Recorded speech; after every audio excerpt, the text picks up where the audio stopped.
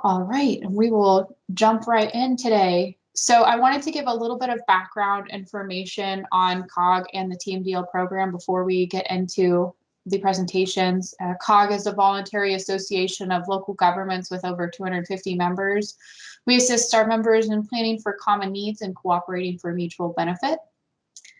So in the COG TMDL program, the focus is on bacterial impairments, specifically for E. coli. So many things can cause impairments such as pet waste, illicit discharges, wildlife waste, and more. And it's important that we address these impairments in order for our waterways to meet their designated use, such as recreation. So that's why a TMDL or a budget is set to ensure the waterways can safely maintain their designated use. In North Central Texas, there are currently 23 impaired waterways in the TMDL Implementation Plan, or I-Plan, shown on this map here. The most recent addition was North Fork Fish Creek in the Mountain Creek Lake Tributaries Watershed. So through this I-Plan, COG works with local governments and members to implement BMPs to reduce bacteria sources, such as participation in regional initiatives such as the Wastewater and Treatment Education Roundtable, the Integrated Stormwater Management Program, Regional Stormwater Management, and other education and outreach methods. And the I-Plan also guides projects and workshops selected by members, like today's workshop. I'd also like to call out that this document was recently updated last year to include the North Fork Fish Creek impairment, and it is also now ADA compliant. So I also wanted to give y'all an overview of the 2021 projects, available resources, and other activities that COG is undertaking at the moment. So we are currently finalizing the What is a Total Maximum Daily Load Educational Explainer video and the On-Site Sewage or Facility, or OSSF, Social Media Toolkit, both of which will be presented to the TMDL Stormwater and the TMDL Wastewater Technical Subcommittees at their respective meetings upcoming in May. We do have currently available resources such as the OSSF Instructional Guide, the Do the Right Thing Social Media Toolkit, and other resources for discouraging avian feeding as well. COG also distributes quarterly newsletters and an annual program summary, which highlight other activities undertaken in the region. We will jump right into it. So Jimmy began working at the Texas Institute of Applied Environmental Research in 2004. He has been involved in developing bacteria TMDLs throughout the state since 2006. In addition to bacteria TMDLs, other work typically performed include water quality data analysis, biological sample collection, and algal bioassays. He has a MS in biology. Okay, as Hannah mentioned, I'm Jimmy Millican with TIER. I've been involved with bacteria TMDLs for, I guess, nearly 15 years now in some sort of capacity, and nearly all those dealings have been using the low duration curve method, which has been pretty widely accepted throughout the state and even throughout the country as a means of getting at developing bacteria TMDLs for individual watersheds. In Texas, a lot of times those are dealt with, or really all the times they're dealt with on the assessment unit level. So some specific segment of the stream will get a bacteria TMDL developed for it. And kind of what I'm going to go through today fairly quickly and briefly is the current way, at least I've been developing low duration curves or assisting TCEQ in using the low duration curves to develop bacteria TMDLs. So as I mentioned, low duration curves, what I at least typically use in developing these, the way to go about that, you've got to develop a flow duration curve first, which is just showing stream flow over some period of time, and then that's converted to a low duration curve. And I'll get into that a little bit on the next few slides. So when developing a flow duration curve, the first thing you've got to do is determine a period of record to use for your daily stream flow data. This determination's made, there's a few different things involved in determining that.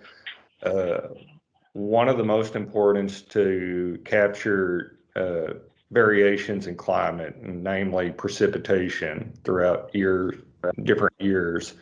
The period of record typically is anywhere from 10 years to say 30, 35 years. What you want to do is be able to capture higher than normal rainfall years, drought years, and then whatever a normal year is considered. We hardly ever have a normal year, but something in between drought and flooding years, so that you have a good overall record of the climate, basically, and stream flow conditions.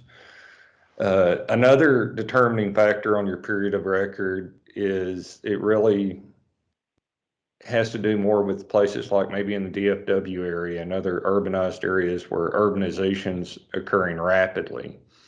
So if you have a watershed where urbanization has occurred, say, beginning 15 years ago, you may not want to go with a period of record that's longer than 15 years just because you're going to have stream flows that may not be representative of current conditions. Urbanization typically leads to lots of concrete impervious surfaces being put in that can increase runoff response from rainfall events. So you kind of want to be able to capture current land use and land cover conditions within your period of record. So once you have determined your period record, whether it be 10 years, 15 years, whatever, then you have to actually get your stream flow. That can be done, if there's no available stream flow data, you can use computer modeling to get at that. It kind of adds a layer of work and cost to get at some stream flow estimates that way.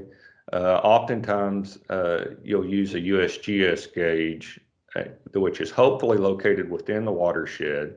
And if you're lucky enough to have a USGS gauge in your TMDL watershed, then you just use that data directly, especially if it's located right at the point along the stream that the TMDL is being developed for.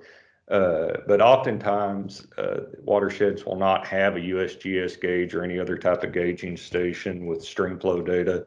So you'd use a nearby watershed's USGS gauge. And when that occurs, you typically have to use a little hydrology, use a drainage area ratio, and you could even use a combination of a drainage area ratio and land use types between watersheds to refine the stream flow data set to be more appropriate for whatever TMDL watershed you're working on. So once you've determined your period of record, gotten all your stream flow data together and refined it if necessary to better suit your project watershed, you'd simply take that stream flow data and rank it from highest to lowest flow. So it's basically an Excel exercise where you just plug this into Excel, rank it from highest stream flow to lowest, and then you would calculate your percent exceedance values for each stream flow.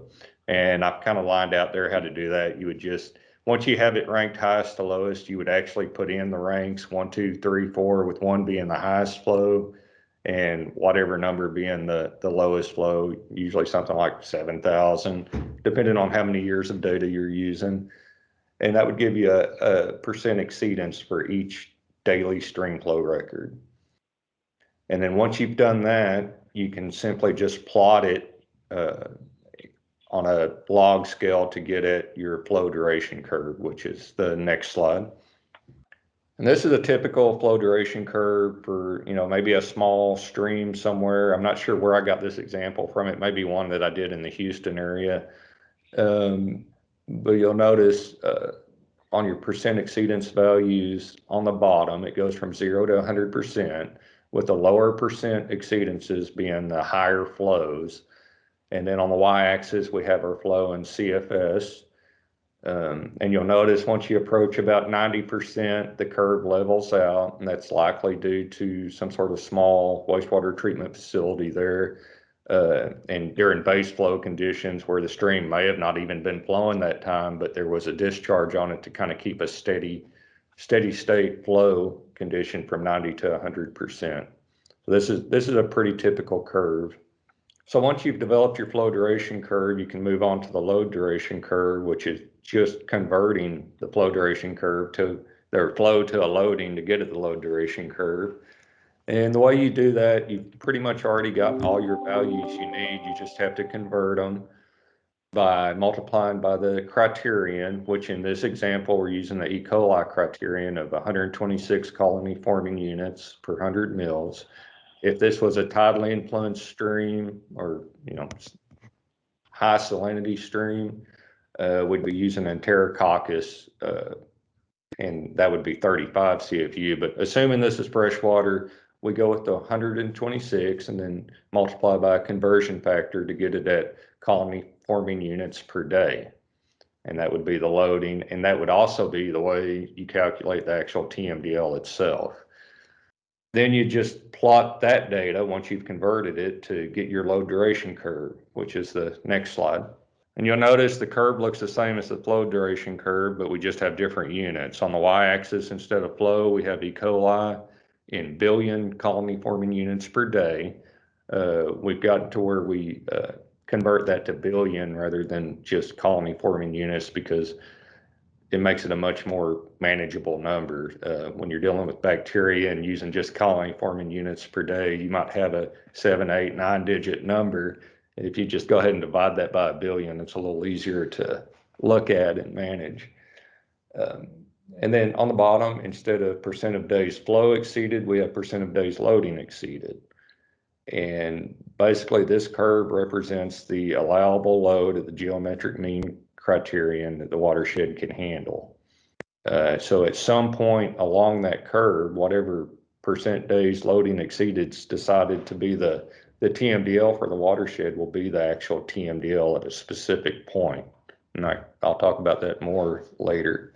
So once the curves develop, we usually refine it further by adding, I guess you'd call it ancillary or additional information that it's not really used to calculate the TMDL, but it provides a little bit of insight as far as what the sources or conditions may be within the watershed. And one of the first things we do is we will add the actual bacteria data onto the load duration curve that's been collected within that watershed within the period of record use to develop the load duration curve. So that's oftentimes obtained from TCEQ. So we take whatever E. coli results are obtained from the watershed, and we do another conversion on that to get it to a loading, the same type of conversion. We multiply the bacteria value by flow and then by a conversion factor get it colony forming units per day, and then we plot that onto the curve. So now the curve has these little plus signs on it. Each one of those is an individual E. coli sample result that was obtained during the period of record that this was developed. And it just gives a little bit of insight as far as what conditions bacteria may be exceeding the criterion. So any of those plus signs that are above the red line indicate that it's exceeding the geometric mean criterion. Any of the plots below the line are basically in compliance or meet the criterion.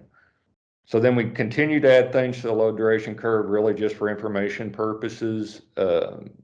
A lot of times the curve is divided into flow regimes, and these regimes vary watershed to watershed. You kind of look at breaking points along the curve where loadings or flow are decreasing. You look for changes just to divide it into separate regions or regimes. All in all, it's typically 3 flow regimes you use, and they usually correspond to high flow conditions, average or medium flow conditions, and low flow conditions. The names of those throughout TMDLs vary. I think the example I'm using uses wet, moderate, and dry or something like that. But it's all basically just corresponding to the stream flow conditions within the watershed. Then we typically, within each flow regime, will calculate the existing geomean for the bacteria data that's within that flow regime. And then we determine which samples were influenced by storm runoff as best we can. So the next slide will show all those refinements. So you'll see it's divided into 3 flow regimes. In this example, it's wet conditions, moderate conditions, and dry conditions. And then within each regime, we've calculated the geometric mean for samples that fall within that regime. So the wet conditions, out of those 6 little blue triangles there, geometric mean shown to be quite a bit higher than the criterion or the maximum allowable load within that regime. Under moderate and dry conditions, the geometric mean in the little green boxes is actually below the criterion, but just barely. But this kind of gives an insight that during high flow conditions or wet conditions, geometric means being exceeded. So it may point to a non-point source of the bacteria within that regime and for that watershed in general. The other refinement here that I mentioned is determining what has been influenced by wet weather events or rainfall events, runoff events. And those are designated on here as blue triangles if we feel like they were due to rainfall runoff, and then just the little plus signs that were collected under dry conditions. And that determination varies on how you make it. I would say most of the time that I've done it, I've looked at the days since last precipitation parameter that's included a lot of times with the bacteria data. So when somebody collects a sample in the field, they'll record how many days it's been since it's rained when they've done it. And kind of looking at climate data and comparing results and things, you usually arrive at a conclusion that, you know, something like if it's only been 2 days since it's rained, you might say, yeah, this was influenced by runoff.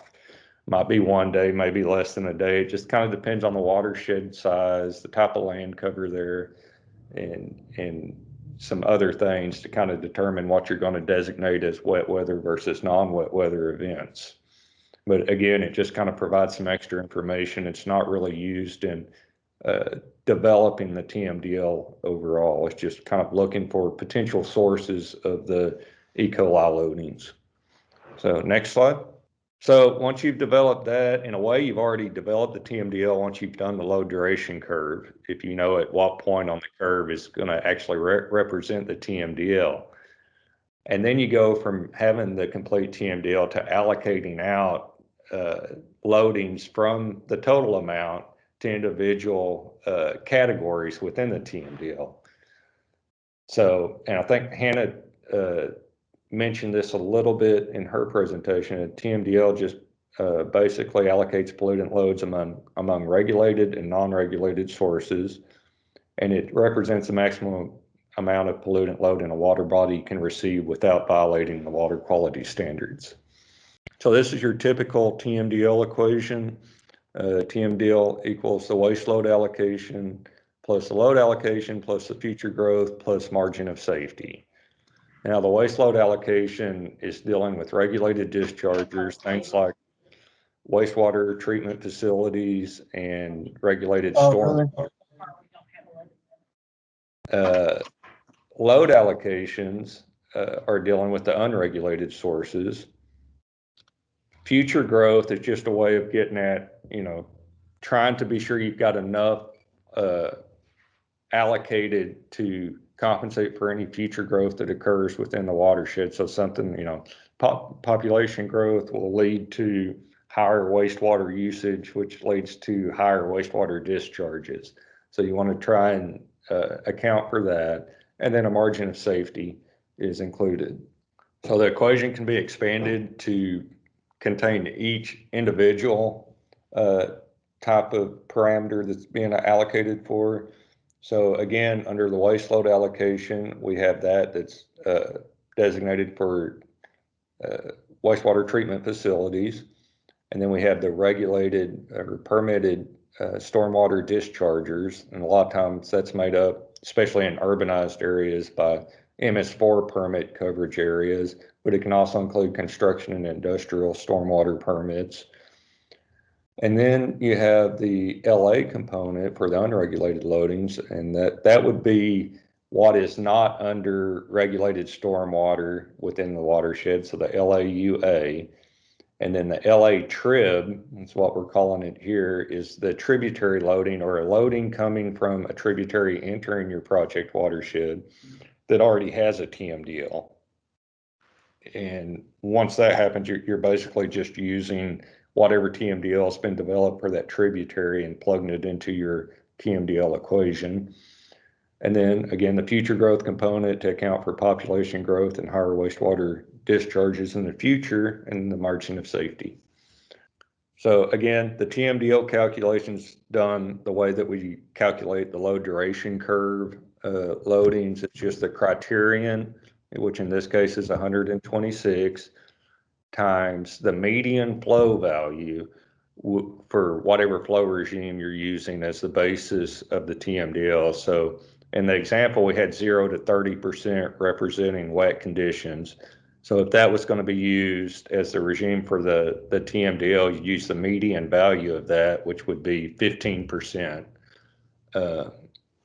exceedance. So you would just do the criterion times whatever the flow is at 15% times a conversion factor to get it into colony forming units per day.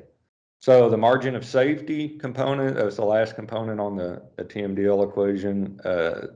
It can be either implicitly or explicitly incorporated into the Tmdl. I've done quite a few of these, and most of them that I've done have been explicitly incorporated.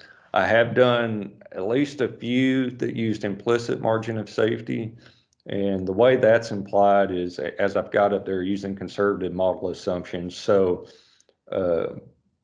you would say that basically the TMDL's already got a margin of safety incorporated in it because, maybe you're assuming the wastewater treatment facilities are discharging at the full permitted bacteria loading amount, or right at the criterion. They're doing 126 CFU continuously. Or, you can also say you're using an implicit margin of safety because you're not accounting for bacteria survival and die-off or something like that. But anymore, for the past several years, at least the ones I've worked on, implicit margin of safeties are not that common. What we use instead is an explicit margin of safety, where we just designate a certain percentage of the TMDL as being allocated to the margin of safety. So this is a typical margin of safety that's used of 5%. Basically, all you do is multiply the TMDL by 5%, and that equals your margin of safety.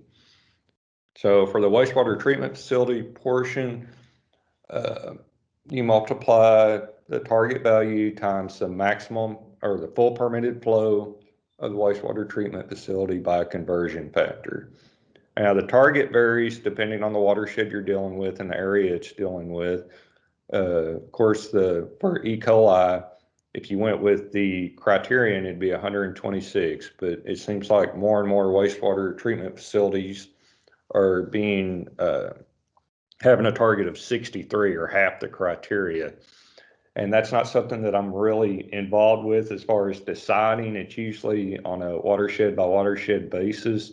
And I think it has to do with agreements between probably TCEQ and local government entities, something like a council of government or something like that, where they decide that they're comfortable with wastewater treatment facilities having a target value of 63 rather than 126. And what that does overall for the TMDL is allows for that other 63 colony forming units to be applied to other components of the TMDL.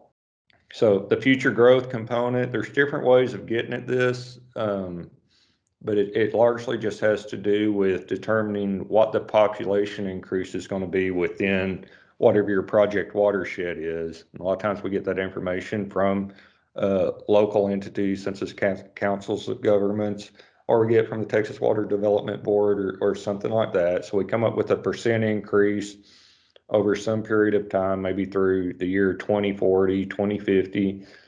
And then we multiply that by whatever the existing wastewater discharge is within the watershed to increase it to some point, and then convert that to colony forming units per day to give some room for, in the future, that there'd be enough allocations there to cover any future wastewater treatment facility discharges.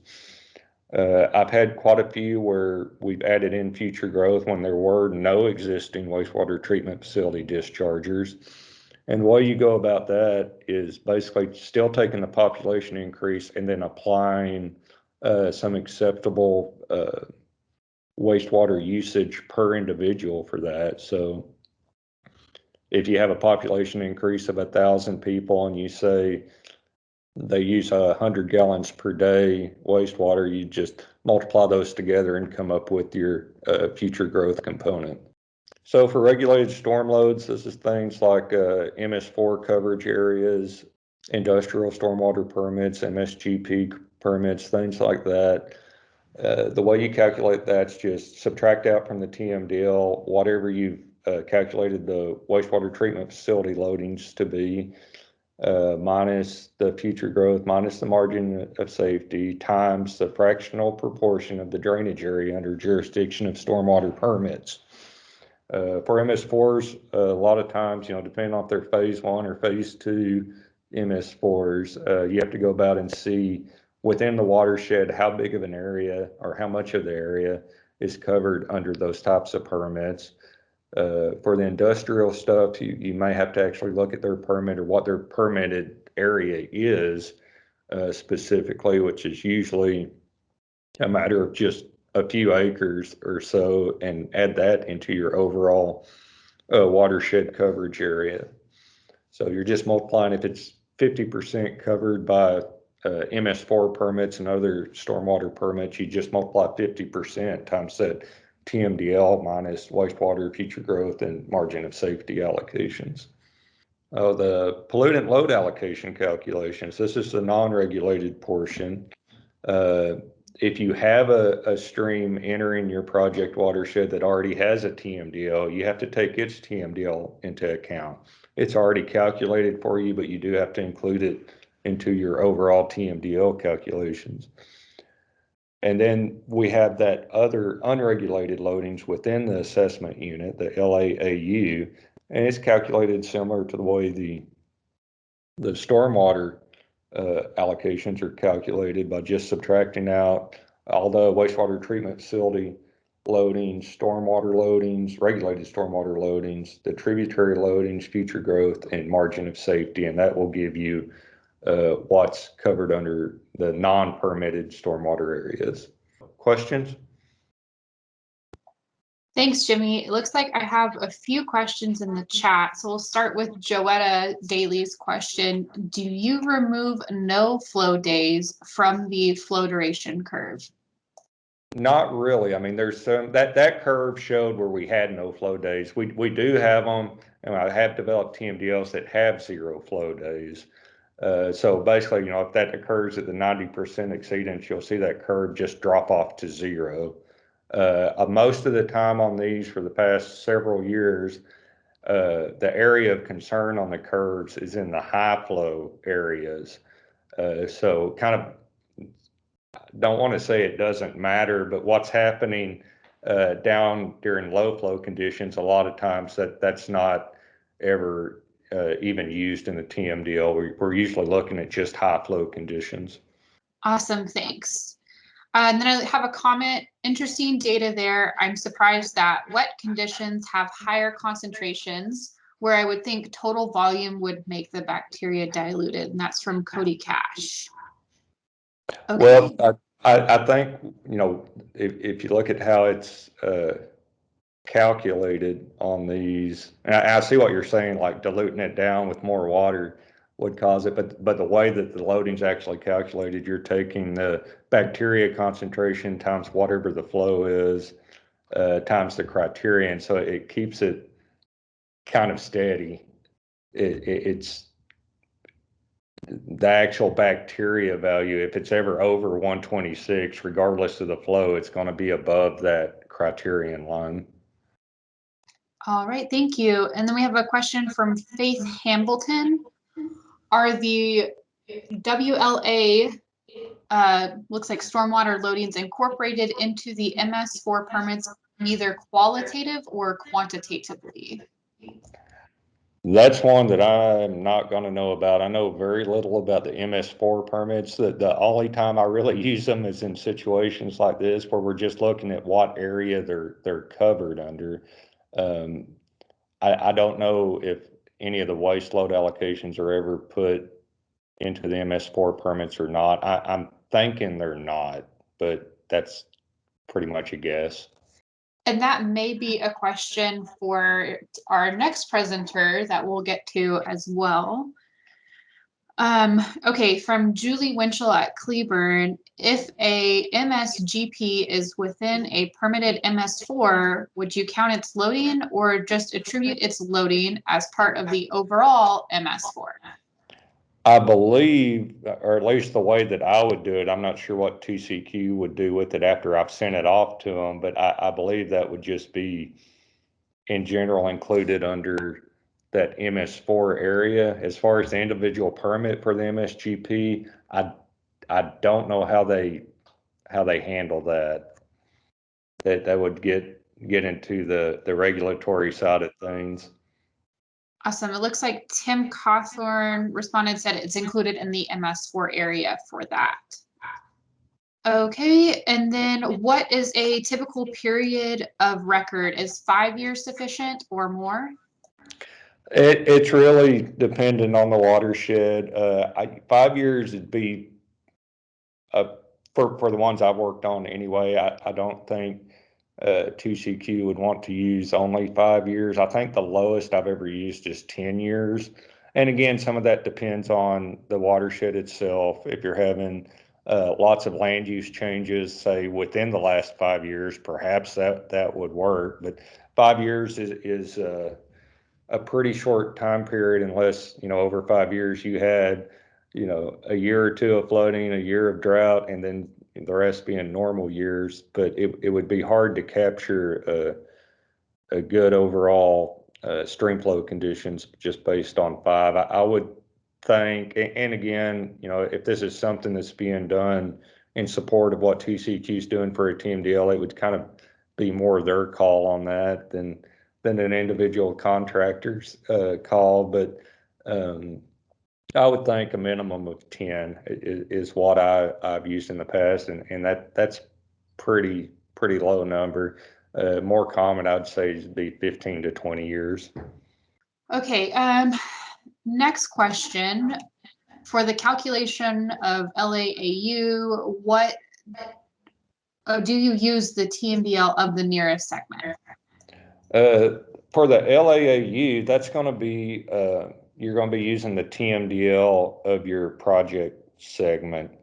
When you calculate that, that's going to be the portion that's not under regulated stormwater. Now for the LA trib, that would be your tributary loading entering the stream, and you would use whatever TMDL was developed for that tributary on that one. Awesome, thank you. So load calculation will mostly provide information on how much bacteria is being discharged into a creek and not how much bacteria is present in a creek during that time.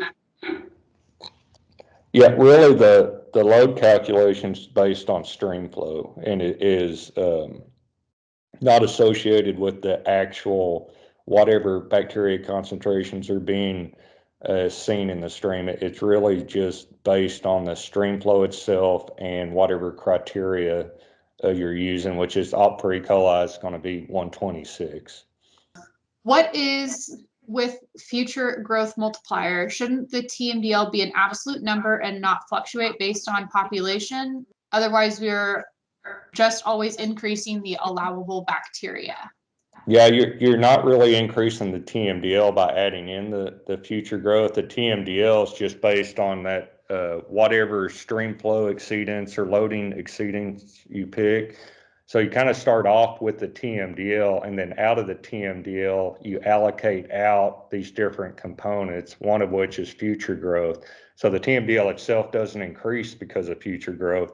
You're just taking part of the TMDL out to allocate to future growth. Thank you, Jimmy, for your presentation today. It was awesome. Our next presenter is Michaela Coleman.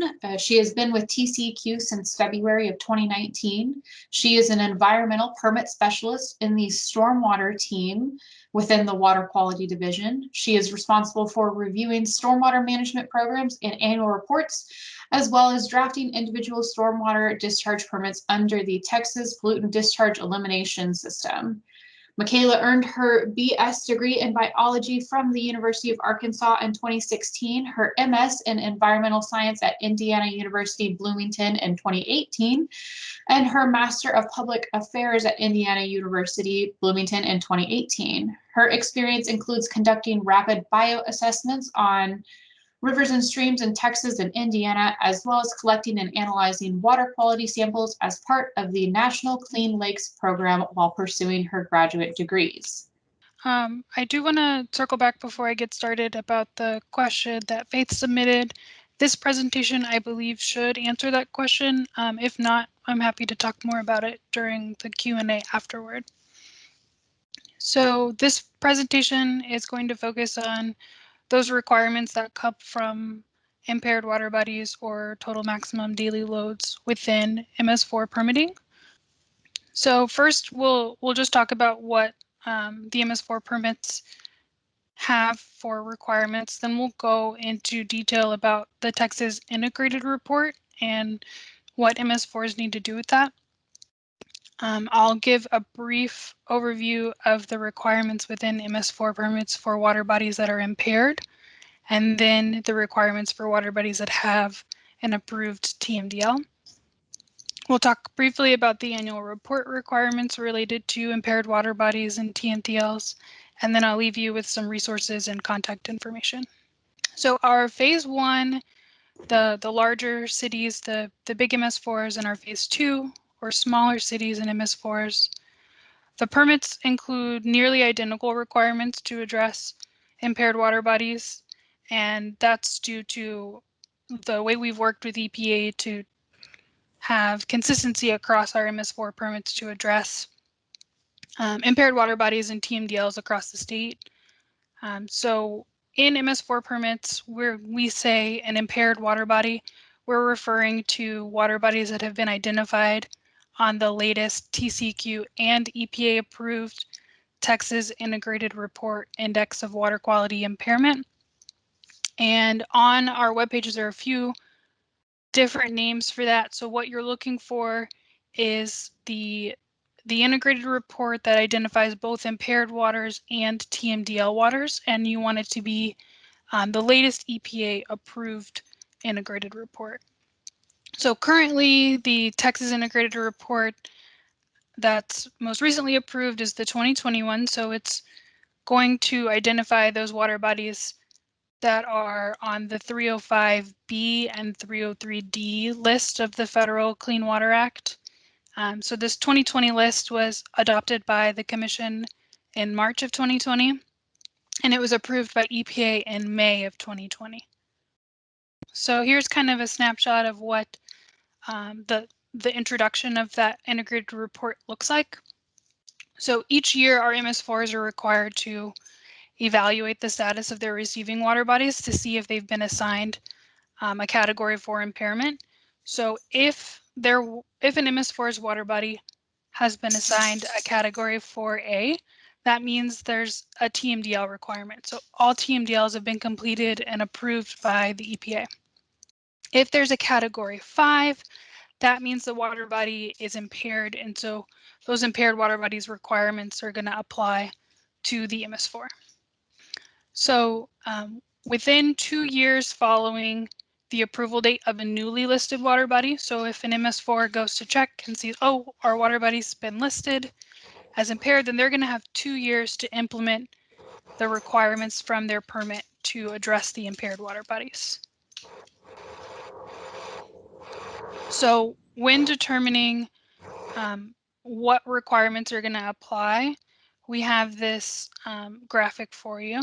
So this is for determining if an impaired water body, just that category 5, requirements are going to apply to your MS4. If the MS4 discharges directly into that water body, then you must meet the requirements. So this graphic gives you some different examples of what we mean by directly versus indirectly. So if the MS4 is blue on this diagram, that means they don't have requirements. So you can see, for example, if we look at the top right MS4, it's discharging through a man-made channel into a kind of red portion of the segment, which means that segment's impaired. But because they're discharging through this man-made channel, it's an indirect discharge, and therefore they're not subject to those impaired water bodies requirements. The next MS4 is kind of split in half. Half of it is blue and half of it is red. And so one portion of the MS4 is discharging into an unimpaired segment, but another portion is discharging into that impaired segment. So those impaired water body requirements are going to apply to the portion of the MS4 that does discharge directly to that impaired water body. Thank you. So if an MS4 is discharging directly to an impaired water body, that category 5 on the integrated report, then they're going to be required to implement specific requirements to address that impairment. So first, the permittee should determine if the MS4 is a source of the pollutant of concern, or the pollutant that's causing the impairment in the water body. And if the MS4 determines that they are a source, then their stormwater management program, or their SWAMP, has to be updated to include focused best management practices, or BMPs, that are going to address the discharge of that pollutant of concern.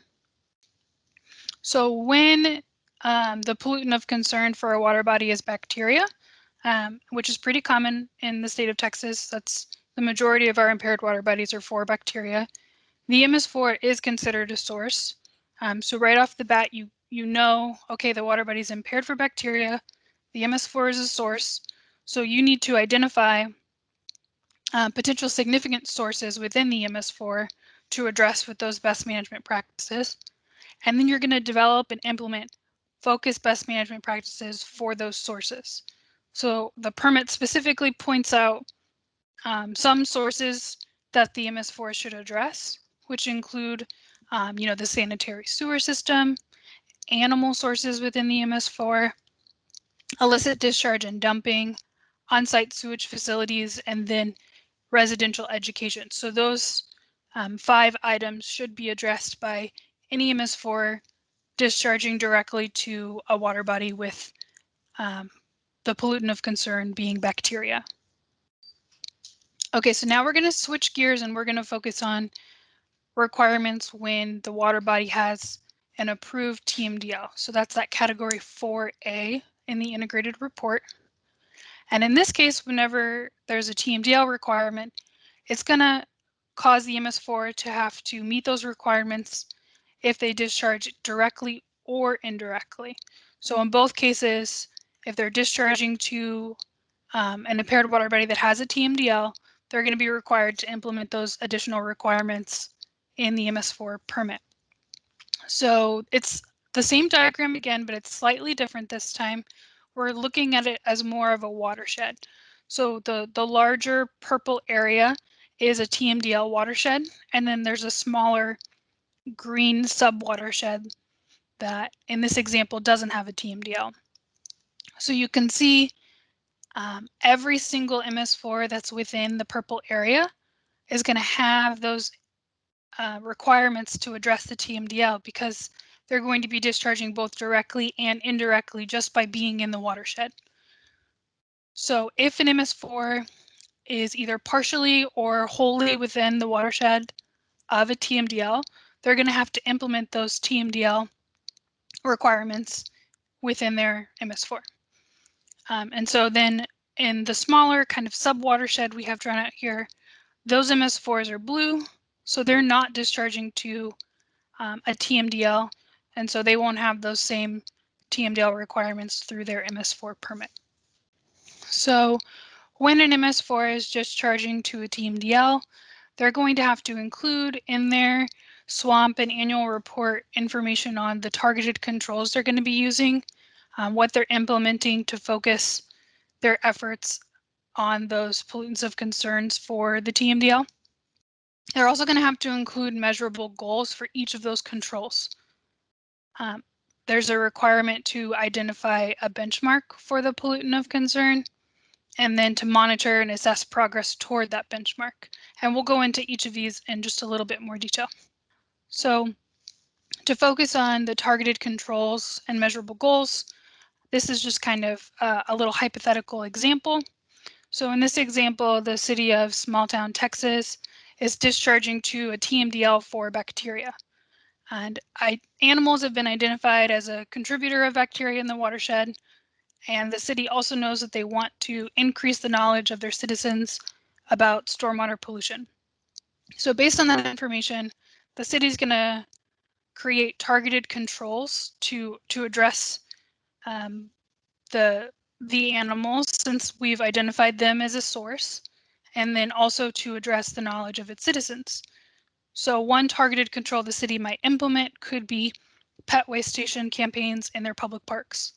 So an example of the measurable goals the city might set up to achieve this targeted control is that they might choose to set up at least 2 pet waste stations in every city-owned park by December of 2021. And the city will provide educational materials about bacteria from pet waste in their monthly Parks and Recreation newsletters from January 2021 through December 2024. So that's an example of how the city can identify a source for that pollutant of concern and then create targeted controls and measurable goals to address that source. So that next requirement that our MS4s that discharge to TMDLs have is identifying a benchmark. And when an MS4 is subject to a TMDL with bacteria as the pollutant of concern, they're required to identify the benchmark as the waste load allocation within a TMDL. So in this example, this is a snapshot from a TMDL for assessment units 08, 05, 04, and 03. And you can see with this little orange box, I've pointed out the waste load allocation for stormwater. And as Mr. Millican pointed out in his presentation, that waste load allocation is addressing more than just one MS4. It's all of those regulated stormwater sources in the watershed or discharging to these assessment units. And so all MS4s are jointly responsible for meeting that benchmark, right? Because that allocation is for all of you together who are discharging into that assessment unit.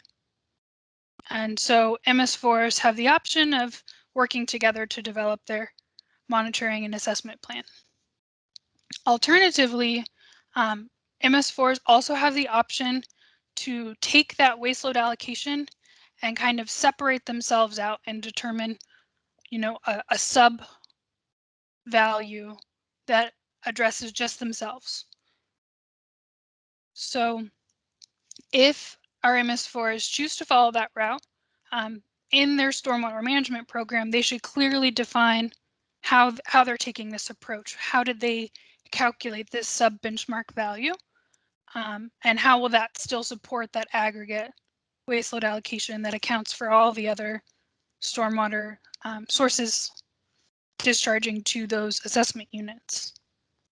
And if the MS4 follows this approach and has their sub-aggregate, benchmark value, then they're only going to be responsible for meeting their sub-benchmark value. And it's a little bit more separated from the whole. So another requirement that applies to TMDLs for bacteria, when there is an implementation plan developed, our MS4s are expected to develop and implement best management practices from the implementation plan or the I-plan. So the permittee has the option to either open up the I-plan and, kind of translate the best management practices in the I-plan to their stormwater management program. Or they can provide alternative equivalent best management practices. So it's one or the other. If the MS4 indicates that they are following the I-plan, then we're going to be looking in the swamp to see each of those best management practices addressed in the swamp. And in some cases, some of these I-plans they're a little older, and so our MS4s may have already completed some of those best management practices. And in that case, it's up to the MS4 to determine a new BMP, a new way to address, a similar source or something similar to what was included in the I-plan now that it's been completed. And then that will be explained, in the SWMP, so we know that it's being addressed. So for example, in an implementation plan, there's an implementation strategy. And in this example, the strategy was for the adoption of green infrastructure and low impact development standards by municipalities. So an MS4 who's a part of this I-plan could reflect this in their stormwater management program by implementing a BMP and measurable goals that specifically tie to this implementation strategy. So in this example, the SWMP may include the best management practice to evaluate their development standards for the inclusion of these GI and LID standards. And then the measurable goal could be, for example, by December of 2022, the city will review their development standards for the inclusion of these GI and LID standards. And then they're going to initiate updates to those standards by February to address what findings they may have discovered in their review. So our MS4s are also going to be required to evaluate their progress toward meeting the benchmark to address these TMDLs. And there's a few options for that. So the first option is they can evaluate their progress by looking at their program implementation measures. So they could describe the activities and best management practices that were implemented, identify how appropriate those BMPs were, and what their success was in implementing each of the measurable goals. So this is a continuation of option 1. So some examples of how permittees could assess their progress using these implementation indicators could be they can quantify the number of sources that they identified and eliminated with their illicit discharge and detection best management practices. They can show that there's been a decrease in illegal dumping or an increase in illegal dumping reporting, the number of education opportunities that they conducted to improve the knowledge of their citizens. They can show reductions in sanitary sewer flows or an increase in illicit or illegal discharge detection and elimination through their dry screening program. So there's ways to look at, how successful their best management practices have been and correlate that to, making progress toward that benchmark. So the second option for evaluating progress is that our permittees can use data to determine how they're doing meeting those benchmarks.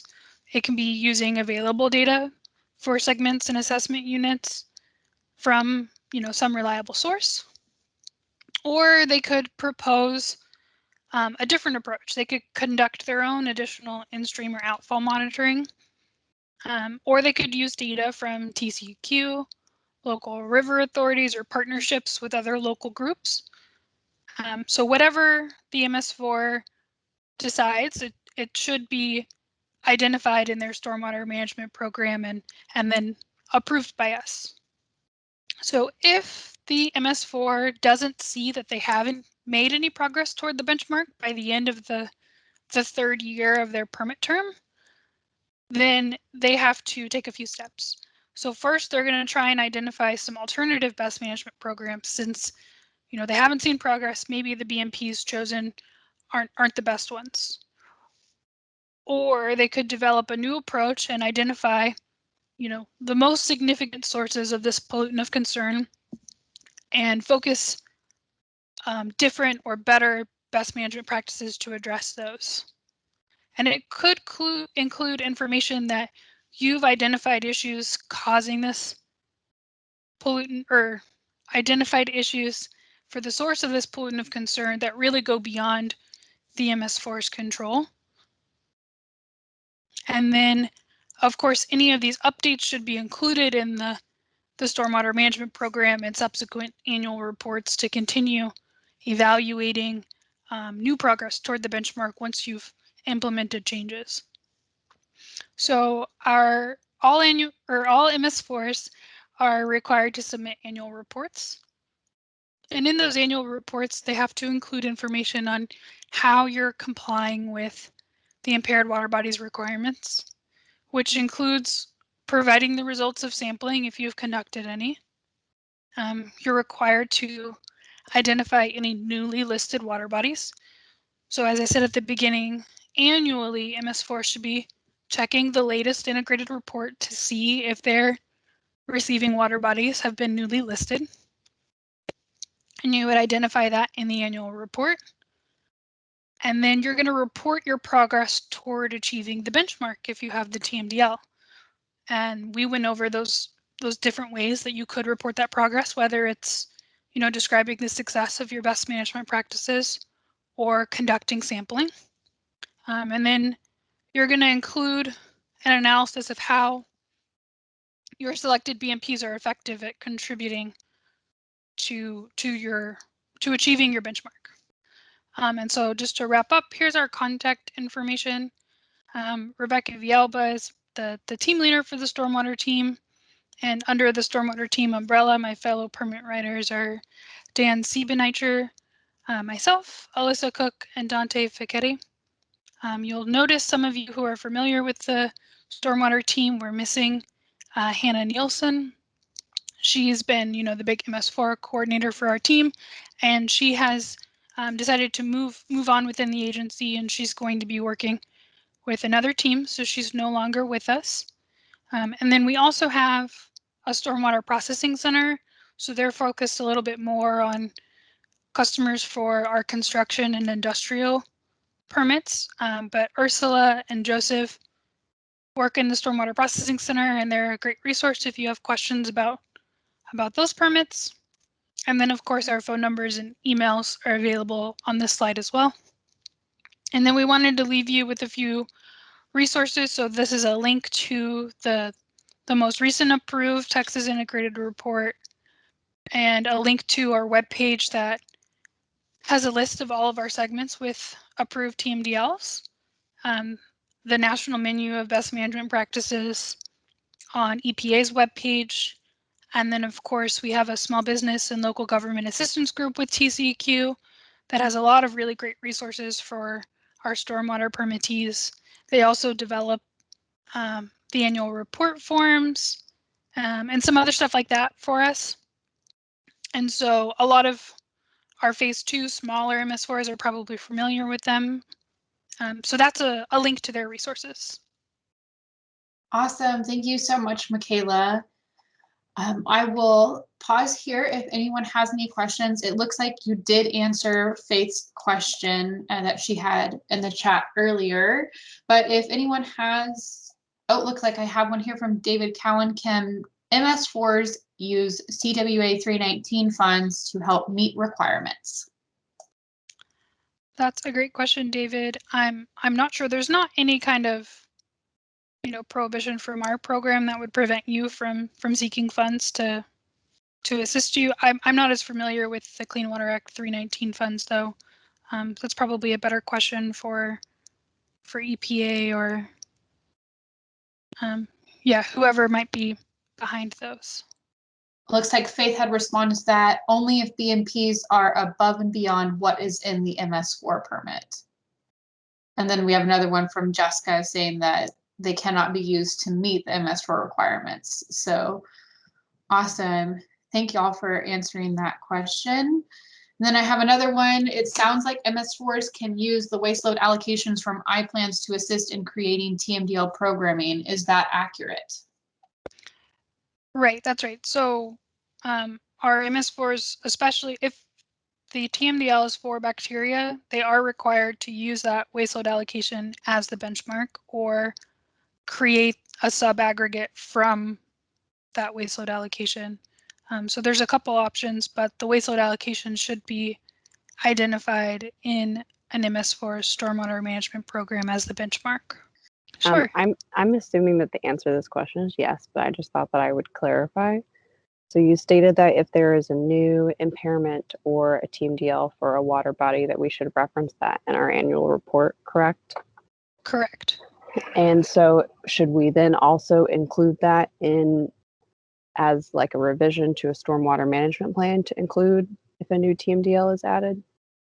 Right, yes. So you're going to have, it's 2 years from the date that the new water body is listed to, Right. fully implement that program. So once you Okay. identify it, you'll start working on identifying if the MS4 is a source and then coming up with the targeted best management practices that you'll then update the swamp to include. Okay. And how does that 2 years apply to the benchmark requirement? As far as you have to, by the end of the 3rd year of your permit, you have to see if the benchmarks, if you're meeting those goals. But how does that work if you wait 2 years after the TMDL to implement? It's still going to be the same requirement. So if, for Okay. example, it's year 2 of the permit and then the water body is identified and then you take the 2 years, then we're already, pretty far into the permit cycle. And Mhm. so it's really going to take more effect in the next permit cycle, that 3-year deadline, to start seeing progress toward the benchmark. Yeah, if you have a water body that has an impairment or it made the listing, but there's no TMDL done on it as yet, how does that affect an MS4? So if you identify that water body as part of your annual review, then you're going to follow those same steps. You're going to try and first you need to look at, what is the pollutant of concern and is the MS4 a source? And if so, then you're going to need to start implementing targeted best management practices to try and address that. Even if there's no TMDL or TCEQ is trying to make a determination whether or not this is, like some of them have been under variances, so it may not be approved yet, or they're doing more studies on it? Right, yeah. So if it's been identified as impaired, that means, there's some kind of problem causing, changes in the water body. Maybe it's not as severe enough to become a TMDL yet, but we need to start addressing it now so that hopefully it doesn't have to become a TMDL. And so that's why our MS4s, even if it's impaired, are going to be required to address it. And remember, for impaired water bodies, it's only going to be those water bodies that the MS4 directly discharges to. So Sure. since we were referencing new water bodies being listed as impaired and needing to address that with BMPs, so I would assume that since different water bodies are different and potentially different things affect them, that potentially you would need different BMPs for different water bodies. Like say if you had one TMDL or 2 different TMDLs and an impairment, potentially if they're similar influence, then you could use similar BMPs, but you could also have to have different ones. Does that make sense? Yeah, that makes sense. Especially like if, for example, maybe you have a TMDL for bacteria and an impairment for nickel, that's going to be pretty different best management practices. Those are very different pollutants of concern and different sources. So you're going to want those BMPs to address the specific impairment and what sources could be contributing to it. I guess that kind of brought it up to me. Has TCEQ actually made any kind of determination of which things would be most likely to be from an MS4 type impairment versus from other types of impairment? You mean like a specific pollutant of concern? Right. Sure. Okay. Yeah, so we don't, for bacteria, an MS4 is definitely a source. I don't think an MS4 can argue that they're not. So in that case, if the impairment is for bacteria, we know the MS4 is a source, so it needs to be addressed. For other impairments, it's sort of up to the MS4 to determine if their discharges are a source. Because every MS4 is a little bit different, and the history of the area or land use or numerous other factors could help determine if the MS4 might be a source of a pollutant of concern.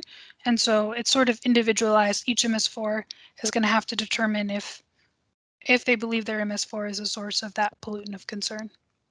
Awesome. Thanks, Michaela.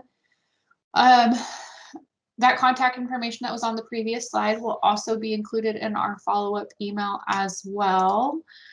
We've already gone through questions. I did want to highlight that we do have some upcoming TMDL meetings. So the TMDL Stormwater Technical Subcommittee will be meeting on May 4th. The TMDL Wastewater Technical Subcommittee will be meeting on May 13th. The overarching TMDL Coordination Committee will be meeting on July 1st.